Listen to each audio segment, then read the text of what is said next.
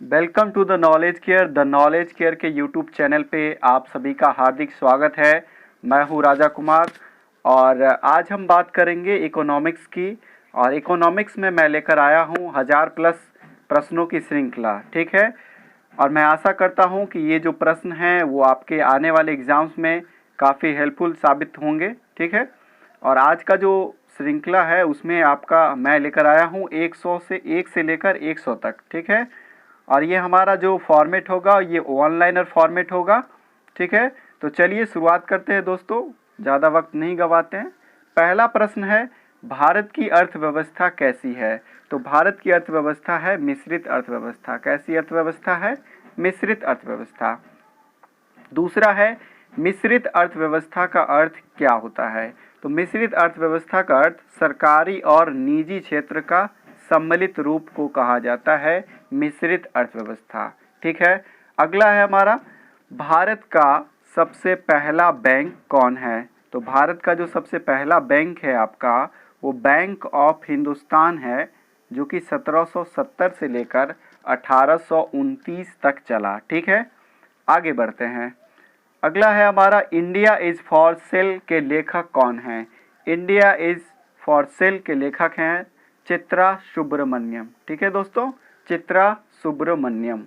अगला है हमारा, दक्षेस, जिसे सार्क भी कहा जाता है, और इसकी स्थापना कब की गई? तो इसकी स्थापना 1985 में की गई। ठीक है, अगला है हमारा, स्वामीनाथन समिति का संबंध किस नीति से है? तो स्वामीनाथन समिति का संबंध जनसंख्या नीति से है। ठीक है, जनसंख्या नीति से।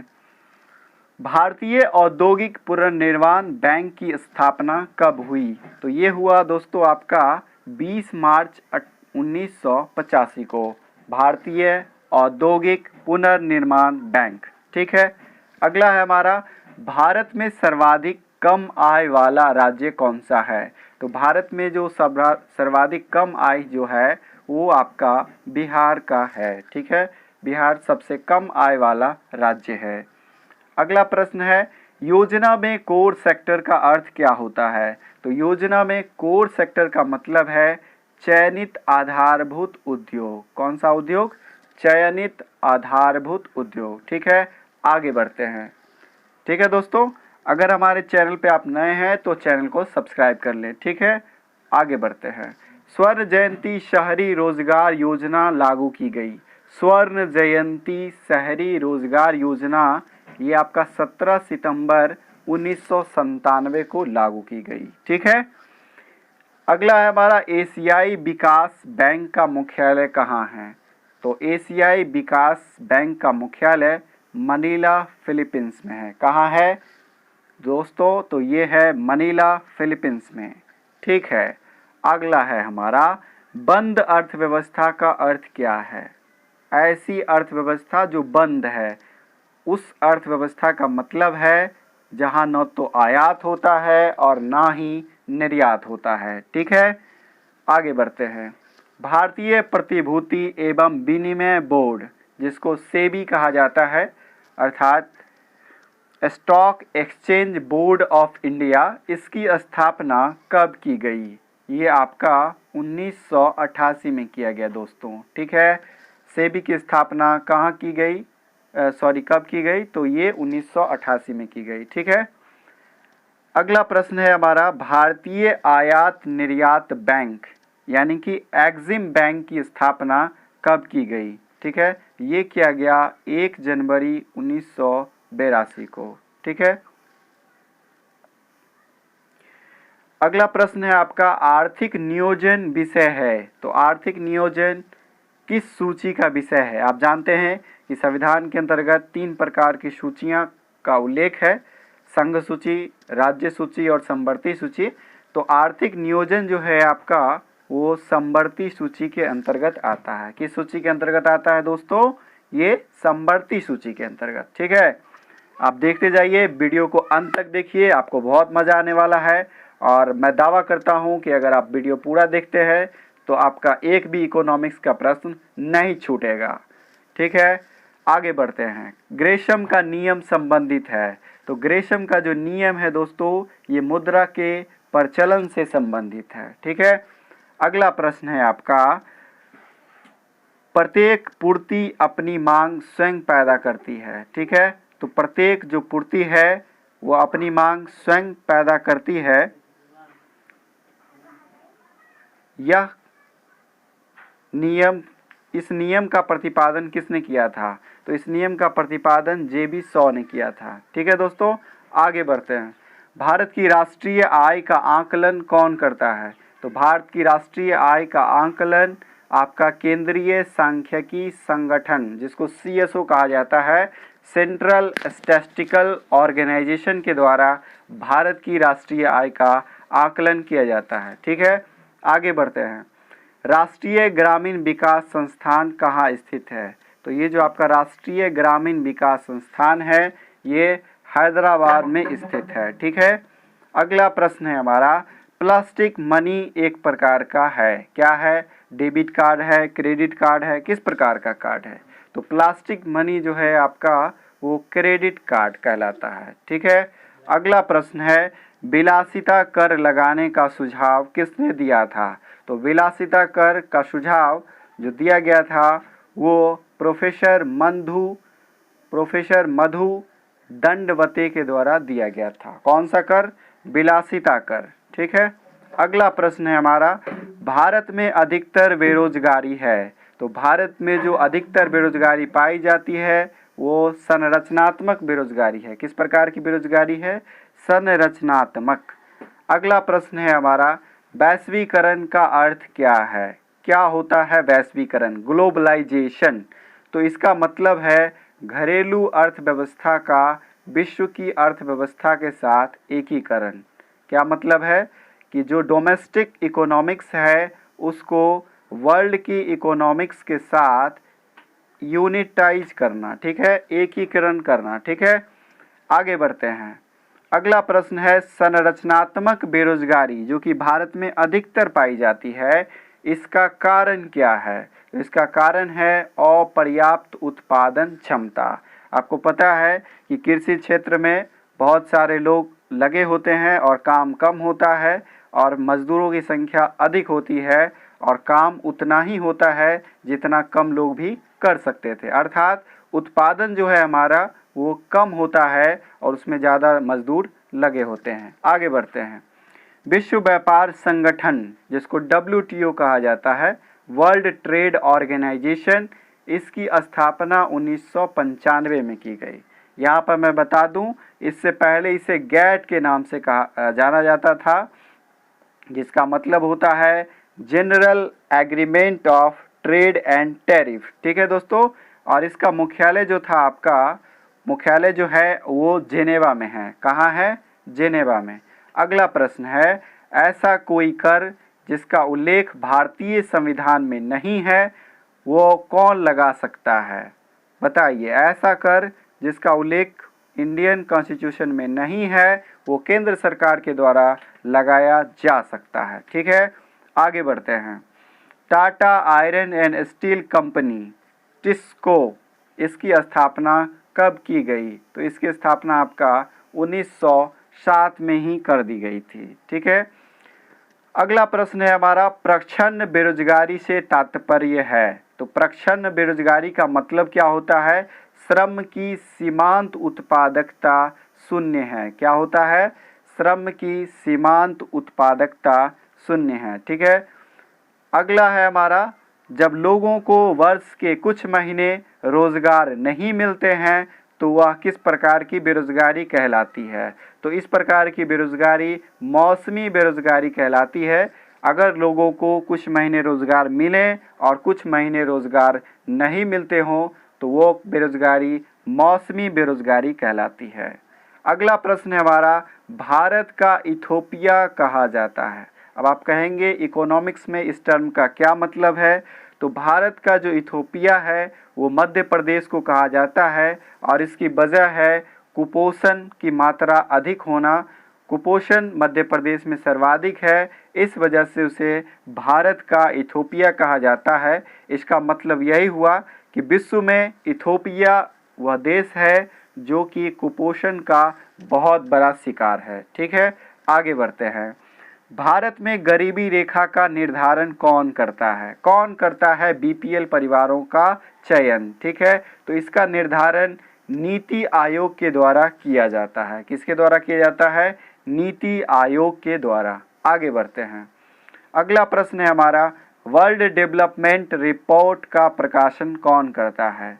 कौन करता है विश्व विकास रिपोर्ट का प्रकाशन? ठीक है, ये किया जाता है IBRD के द्वारा। ठीक है, इसका फुल फॉर्म क्या होता है? International bank for reconstruction and development. एक बार फिर से बोल देता हूँ, international bank for reconstruction and development. इसके द्वारा क्या जारी किया जाता है? वर्ल्ड डेवलपमेंट रिपोर्ट का प्रकाशन। ठीक है, अगला प्रश्न है हमारा, मानव विकास सूचकांक का आधार क्या है? क्या होता है मानव विकास सूचकांक का आधार?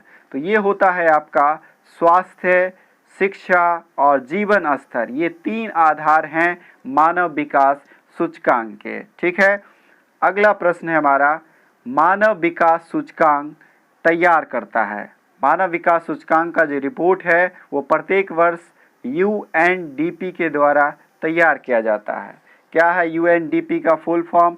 United Nations Development Programme. ठीक है, इसके द्वारा मानव विकास सूचकांक तैयार किया जाता है, जिसका आधार मैंने पिछले प्रश्न में देखा, स्वास्थ्य, शिक्षा और जीवन स्तर। ठीक है, अगला प्रश्न है हमारा WWF। ठीक है, इसका पूर्ण रूप क्या होता है? तो WWF का फुल फॉर्म होता है world wide fund for nature. क्या होता है दोस्तों? World wide fund for nature. अगला प्रश्न जो है हमारा वो है, अंत्योदय कार्यक्रम का उद्देश्य क्या था? आपने सुना होगा अंत्योदय कार्यक्रम के बारे में। तो इसका जो उद्देश्य था, गरीबों में गरीब, ठीक है, जो बीपीएल से भी नीचे हैं, जो काफ़ी निर्धन लोग हैं, उनकी मदद करना इस कार्यक्रम का मुख्य उद्देश्य था। ठीक है, आगे बढ़ते हैं। अगला प्रश्न है, 20 सूत्री कार्यक्रम की शुरुआत किस प्रधानमंत्री के कार्यकाल में हुई? तो ये 20 सूत्री जो कार्यक्रम है, इसकी शुरुआत इंदिरा गांधी के समय हुआ था। ठीक है, अगला प्रश्न है, आबिद हुसैन समिति का संबंध किस क्षेत्र से है? तो आबिद हुसैन समिति का जो संबंध है वो आपका लघु उद्योग से है। ठीक है, मीडियम और स्मॉल इंडस्ट्रीज से। ठीक है, आगे बढ़ते हैं। कस्तूरबा गांधी शिक्षा योजना संबंधित है। आपने सुना होगा कस्तूरबा बालिका स्कूल का नाम भी सुना होगा। तो यहाँ पर प्रश्न है, कस्तूरबा गांधी शिक्षा योजना, अर्थात इसका जो संबंध है वो बालिका शिक्षा से है। किसके शिक्षा से है? बालिका शिक्षा से। ठीक है दोस्तों, आगे बढ़ते हैं। अगला प्रश्न है हमारा, भारत में योजना आयोग की स्थापना कब हुई थी? तो भारत में जो योजना आयोग की स्थापना हुई, यह हमारा गणतंत्र जो वर्ष था 1950, उसी के समय हुआ था। ठीक है, आगे बढ़ते हैं। भारत की राष्ट्रीय आय में सर्वाधिक योगदान किसका है? तो भारत की जो राष्ट्रीय आय है उसमें कंस्ट्रक्शन डिपार्टमेंट, जी हाँ दोस्तों, विनिर्माण क्षेत्र का सर्वाधिक योगदान है। ठीक है, आगे बढ़ते हैं। आगे हमारा, भारत में गरीबी हटाओ का नारा किस योजना के दौरान दिया गया था? तो भारत में गरीबी हटाओ का नारा 5वीं पंचवर्षीय योजना, जिसके समय तत्कालीन प्रधानमंत्री इंदिरा गांधी थी। ठीक है, तो इस समय दिया गया था और ये काफ़ी महत्वपूर्ण प्रश्न है, अक्सर एग्जाम्स में पूछे गए हैं। ठीक है, मैं उन्हीं प्रश्नों को इसमें ज़्यादातर सम्मिलित किया हूँ जो प्रीवियस ईयर में बार बार रिपीट किए गए हैं। ठीक है, तो आप वीडियो को अंत तक देखें। अगला प्रश्न है, द थ्योरी ऑफ ड्रेन सिद्धांत किसने दिया था? तो द थ्योरी ऑफ ड्रेन सिद्धांत ये आपका दादा भाई नौरोजी के द्वारा दिया गया था। इन्होंने ही दिया था कि कैसे अंग्रेज भारत से पैसों का निष्कासन कर रहे हैं। ठीक है, आगे बढ़ते हैं। हिंदू वृद्धि दर संबंधित है। आप शब्दों पर मत जाइएगा, शब्द से आप आश्चर्य में पड़ सकते हैं कि हिंदू वृद्धि दर का जो संबंध है वो राष्ट्रीय आय से है, ना कि किसी जाति, मजहब या धर्म से। ठीक है। अगला प्रश्न है, दादा भाई नौरोजी का धन निष्कासन सिद्धांत किस पुस्तक में वर्णित है? तो उनकी एक फेमस पुस्तक थी poverty and un British rule in India. उनकी एक पुस्तक कौन सी थी दोस्तों? Poverty and un British rule in India. इसमें उन्होंने ड्रेन ऑफ वेल्थ थ्योरी का प्रतिपादन किया था और इसके माध्यम से उन्होंने क्या बताया था? ब्रिटिशों के द्वारा जो यहाँ से धन निष्कासन किया जा रहा था इसके बारे में उल्लेख किया था। ठीक है, आगे बढ़ते हैं। भारत की राष्ट्रीय आय में सबसे कम योगदान वाला क्षेत्र कौन सा है? तो सबसे कम योगदान वाला क्षेत्र है प्राथमिक क्षेत्र। बहुत ही दुखद स्थिति है कि भारत की अक्सर जो आबादी है, ऐसा कहा जाता है कि 75% आबादी कृषि कार्यों में संलग्न है। इसके बावजूद प्राथमिक क्षेत्र का बहुत ही कम योगदान है, जिसे इम्प्रूव करने के लिए लगातार प्रयास किए जा रहे हैं। ठीक है, आगे बढ़ते हैं। अगला प्रश्न है हमारा, किसी देश की आर्थिक वृद्धि का सर्वाधिक उपयुक्त माप क्या है? अगर किसी देश का आर्थिक वृद्धि जानना हो तो उसके लिए हमें क्या जानना जरूरी है? तो उसका जो सर्वाधिक उपयुक्त मापक है वो है आपका जीडीपी। जी हाँ, आपने कई बार ये टर्म सुना होगा कि जीडीपी इतनी घट गई, जीडीपी इतनी बढ़ गई। जीडीपी का फुल फॉर्म होता है ग्रॉस डोमेस्टिक प्रोडक्ट, जिसे हिंदी में सकल घरेलू उत्पाद कहा जाता है। ठीक है, आगे बढ़ते हैं। अगला है हमारा, भारत के जीडीपी आकलन का वर्तमान का जो आधार वर्ष है वो कब से कब तक है? तो भारत के जीडीपी आकलन का आधार वर्ष जो अभी चल रहा है वो आपका 2011 से 12 का है। ठीक है, अगला प्रश्न, भारत में सबसे पहले राष्ट्रीय आय का आकलन किसने किया था? तो भारत में राष्ट्रीय आय का आकलन सबसे पहले दादा भाई नौरोजी ने किया था और इन्होंने बताया था कि उस समय भारत की जो राष्ट्रीय आय थी 20 रुपया प्रति व्यक्ति थी। ठीक है, आगे बढ़ते हैं।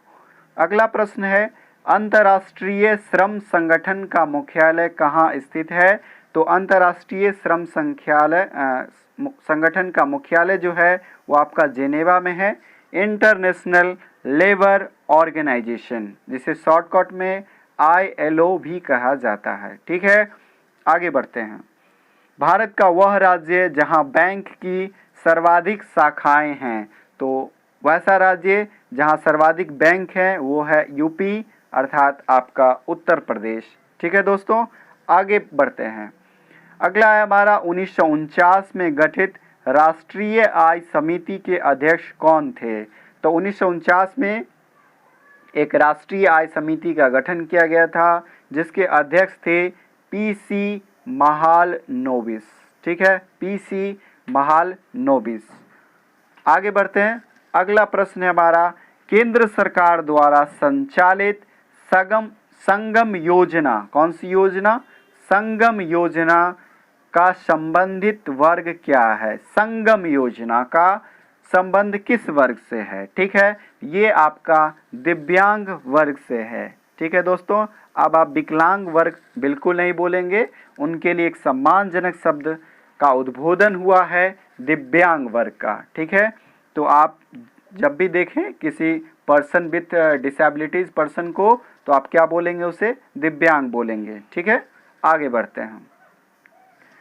भारत सरकार ने पहली बार 14 बैंकों का राष्ट्रीयकरण कब किया था? तो भारत सरकार ने 14 बैंकों का राष्ट्रीयकरण 17 जुलाई 1969 को किया था। कब किया था दोस्तों?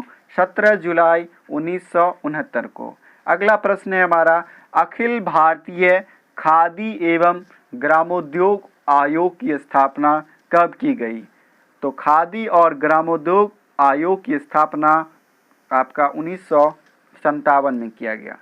ठीक है, अगला प्रश्न है, भारतीय अर्थशास्त्री अमर्त्य सेन को अर्थशास्त्र का नोबेल कब मिला? तो भारतीय अर्थशास्त्री अमर्त्य सेन को 1998 में कल्याणकारी अर्थशास्त्र के लिए नोबेल पुरस्कार से सम्मानित किया गया था। ठीक है दोस्तों, आगे बढ़ते हैं। सकल राष्ट्रीय उत्पाद माइनस मूल्य ह्रास, यह किसके बराबर होता है? ये आपका निबल राष्ट्रीय उत्पाद के बराबर होता है। ठीक है, अर्थात अगर आप जीडीपी में से मूल्य ह्रास को निकाल दें तो वो आपका एनएनपी यानी कि नेट नेशनल प्रोडक्ट निकल जाएगा। ठीक है, आगे बात करते हैं। केंद्रीय सांख्यिकी संगठन की स्थापना कब हुई? तो ये आपका जो हमने बात किया था सीएसओ की, इसकी स्थापना 1951 में की गई। कब की गई? 1951 में। अगला प्रश्न है हमारा, दादा भाई नौरोजी ने आज़ादी से पहले 1867-68 में ही भारतीय आय का आकलन किया था, और यह जो आय था कितना था? मैंने पहले भी बताया, 20 रुपया प्रति व्यक्ति आय। तो आपसे प्रश्न पूछा जा सकता है कि भारतीय राष्ट्रीय आय का आकलन सबसे पहले किसने किया? तो दादा भाई नौरोजी ने 1867-68 के दरमियान। आगे बढ़ते हैं। मुद्रा स्वयं मुद्रा का निर्माण करती है, यह परिभाषा किसने दिया? क्या है? मुद्रा स्वयं मुद्रा का निर्माण करती है। आपने सुना होगा कि लोग पैसे से ही पैसा कमाते हैं। यह परिभाषा क्रोमर ने दिया था। किसके द्वारा दिया गया दोस्तों? क्रोमर के द्वारा। ठीक है, आगे बात करते हैं। IRDP, आपने एक टर्म सुना होगा IRDP, और इकोनॉमिक्स में अक्सर ये फुल फॉर्म वाले सवाल भी आते हैं। ठीक है, तो IRDP का जो पूर्ण रूप है वो है आपका इंटीग्रेटेड रूरल डेवलपमेंट प्रोग्राम। अगर आप इसका हिंदी जानना चाहें तो इसका हिंदी होता है समेकित ग्रामीण विकास कार्यक्रम। ठीक है, या समग्र ग्रामीण विकास कार्यक्रम भी इसे बोला जाता है। ठीक है, अब अगला प्रश्न है, IRDP की शुरुआत कब की गई थी? ये किया गया था आपका 1980 में। कब किया गया था दोस्तों? 1980 में। ठीक है, अगला प्रश्न है हमारा, the Indian Institute of Advance Study Bharat में स्थित है। कौन सी? The Indian Institute of Advance Study, ये है हमारा शिमला में। और शिमला किसकी राजधानी है? आप हमें कमेंट करके ज़रूर बताएं। आगे बढ़ते हैं।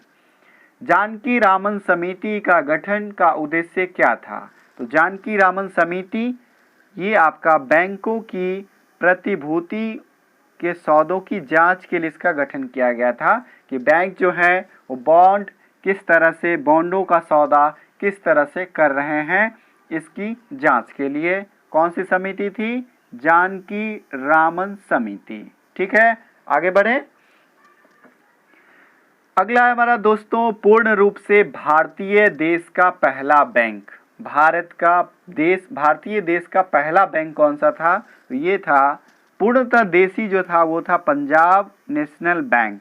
लेकिन इससे पहले हमने सुना था बैंक ऑफ हिंदुस्तान, जो ब्रिटिश के समय चला रहा था। ठीक है, 1770 से 1829 तक हमने देखा था। ठीक है, और ये जो देश का पूर्ण रूप से भारतीय जो देश का पहला बैंक हुआ वो आपका पीएनबी हुआ। कौन सा बैंक हुआ? PNB, Punjab national bank.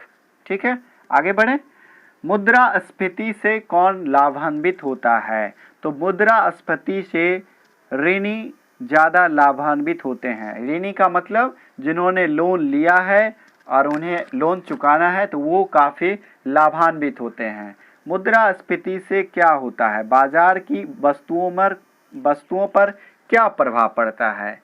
तो मुद्रास्फीति से बाजार की वस्तुएं महंगी हो जाती है। क्या हो जाती है? महंगी, अर्थात आप झोले में पैसा लेकर जाएंगे और पॉलीथीन में सामान लेकर आएंगे। हालांकि पॉलीथीन का प्रयोग वर्जित है। मेरे कहने का मतलब कि पैसा ज़्यादा लेकर जाएंगे आप और सामान कम लेकर आएंगे। ठीक है, अगला प्रश्न है हमारा, भारत का केंद्रीय बैंक कौन सा है? ठीक है, भारत का केंद्रीय बैंक जो है वो है आरबीआई को कहा जाता है, और यह बैंकों का बैंक है।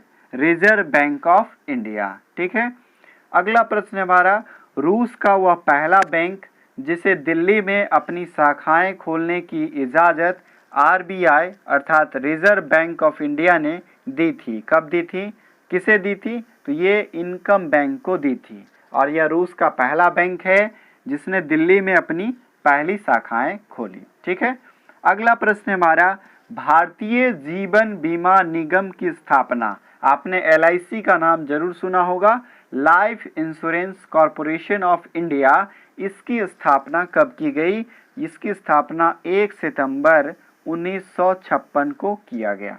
ठीक है, आगे बढ़े दोस्तों, अगला है हमारा, अवमूल्यन का उद्देश्य क्या होता है, क्या मतलब है, डिमोनेटाइजेशन करने का क्या मतलब है, तो इसका मतलब है कि हमें विदेशी जो करेंसी है, फॉरेन करेंसी, विदेशी मुद्रा, उसका महत्व को कम करना। ठीक है, इसी वजह से अवमूल्यन किए जाते हैं। अगला है हमारा, भारत में सर्वप्रथम पत्र मुद्रा का प्रचलन कब शुरू हुआ था, तो ये हुआ था आपका 1806 ईस्वी में। कब हुआ था दोस्तों, ये हुआ था आपका 1806 में। सबसे पहले हमने जो कागज वाले नोट थे उसका प्रचलन हुआ हमारे देश में। ठीक है, 1806 में। बाजार का नियम प्रस्तुत किया, तो बाजार का नियम किसने दिया, तो ये दिया जेबी शॉ ने। किसने दिया, जेबी शॉ ने। अगला है हमारा, हार्ड करेंसी का अर्थ क्या है। अब ऐसा नहीं सोचेंगे कि हार्ड का मतलब बहुत ज़्यादा मजबूत होता होगा, पत्थर का जैसा हार्ड होता होगा, ऐसा नहीं है। हार्ड करेंसी का मतलब है कि वैसी मुद्रा जिसकी आपूर्ति मांग की अपेक्षा कम हो, अर्थात कि मुद्रा की मांग ज़्यादा है और पूर्ति क्या है, आपूर्ति कम हो रही है। इसका मतलब है कि जल्दी मुद्रा नहीं मिल रहे हैं, तो उसे क्या कहा जाता है, हार्ड कहा जाता है। सॉफ्ट करेंसी का मतलब क्या है, तो सॉफ्ट करेंसी का अर्थ है वैसी मुद्रा जिसकी आपूर्ति मांग की अपेक्षा ज़्यादा हो, अर्थात हम कम मांग कर रहे हैं और मिल रहा है हमें ज़्यादा, तो वह करेंसी क्या कहलाएगी, सॉफ्ट करेंसी कहलाएगी। ठीक है दोस्तों, आगे बढ़ते हैं। Automotive research association of India कहाँ स्थित है, तो ये automotive research association of India जो है हमारा, वो पुणे में स्थित है, महाराष्ट्र के पुणे में। ठीक है, अगला प्रश्न है हमारा, ट्राइसेम का पूर्ण रूप क्या है, तो ट्राइसेम का पूर्ण रूप है training rural youth for self employment. इसका हिंदी क्या होगा, तो ये होगा आपका ग्रामीण युवा रोजगार स्वरोजगार योजना। ठीक है, प्रशिक्षण योजना, ग्रामीण युवा स्वरोजगार प्रशिक्षण योजना, ये ट्राइसेम इसी का पूर्ण रूप है। ठीक है, आर.एन. मल्होत्रा समिति की रिपोर्ट संबंधित थी। आर.एन. मल्होत्रा का जो रिपोर्ट था वो किस से संबंधित था, ये था आपका बीमा क्षेत्र से। किससे था, बीमा क्षेत्र से। अगला है हमारा, हरित क्रांति से सर्वाधिक उत्पादित खाद्यान्न कौन से हैं। आपको पता होगा कि हरित क्रांति के जनक कौन है, तो हरित क्रांति के जो विश्व में जन्मदाता हैं वो हैं नॉर्मन बोरलॉग, जबकि भारतीय जन्मदाता कहा जाता है एम.एस. स्वामीनाथन को। ठीक है, तो सबसे ज़्यादा जो इफेक्ट पड़ा हरित क्रांति से वो गेहूं से पड़ा, और आप हमें कमेंट करके बताएं कि यह जो हरित क्रांति है यह कब लाया गया था। ठीक है, आगे बढ़ें।